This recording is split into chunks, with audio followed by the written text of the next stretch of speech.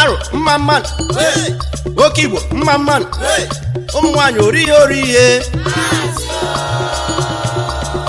anyị ga-alere ndị ọma na-agalị Arochukwu Igbo bụ ndị ọma na-agalị ndị ọma dị mma anyị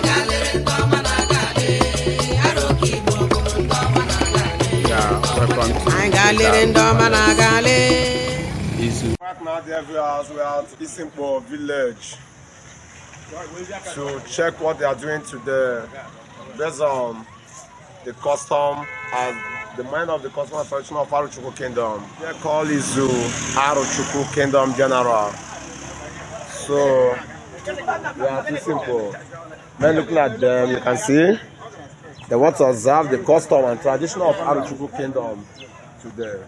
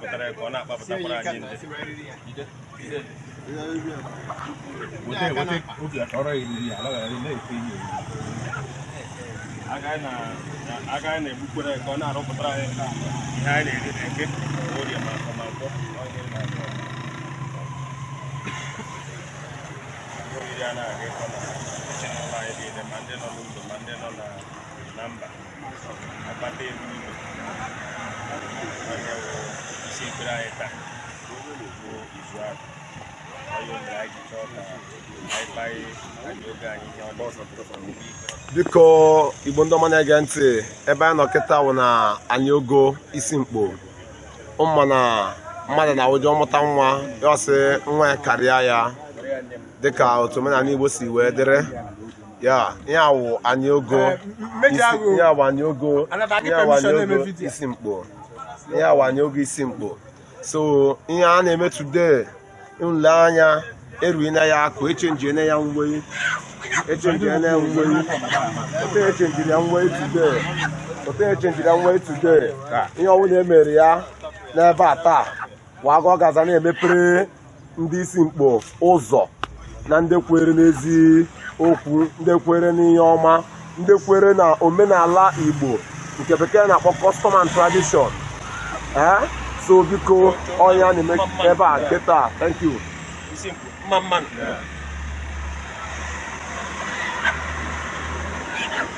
Ezukwu mamman. Zobas mamman. Zika mamman. Biko no wanda kana sana. Na asime mere nje. Onye onye ọ dị n'aka si mme oyo mere nje na-eme.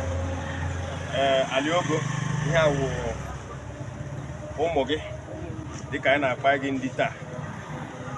Anyị na-ekpekwa na-asị na ịma rọpụtakwara anyị na-eke ma orie ma afọ ma nkwọ. Ihe awụ nke mbụ ya anyị rụrụ n'ụlọ ka anyị gbochie ndị ibe na-anyụ ga mmiri n'isi. Anyị na-ekpekwa na-asị na agaghị arụ ọrụ ụlọ anyị niile ma ndị bi n'ụlọ ma ndị bi na mba ma na-arụkwa ụlọ. Na-ekpekwa na-asị na agaghị nyere gị ihe dị ndụ taa, ihe dị ndụ ma anọkwa n'ezinụlọ anyị nọgide ọbọ. Oyo mere anyị ji sị na ọ ma dịrị onye ukwu mma dịrị onye nta mma na dịka anyị nyere gị nke a ịrọpụtara anyị n'afọ ọdọ anyị ma eme karịa.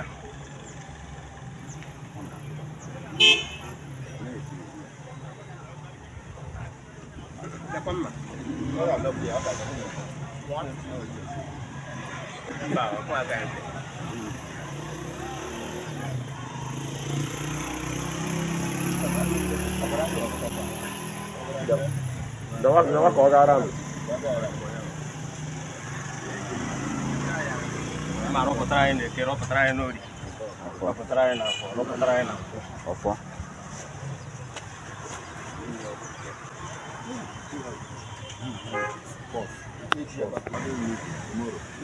Ihe na-atụpụwa anụ ọkụkọ ọ bụrụ ozu mmadụ. Ihe anyị na-atụpụwa anụ ọkụkọ ọ bụkwanụgo ozu mmadụ.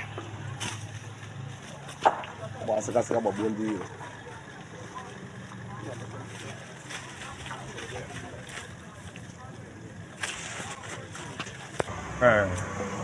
Onye mere isi afọ ọrụ karịa.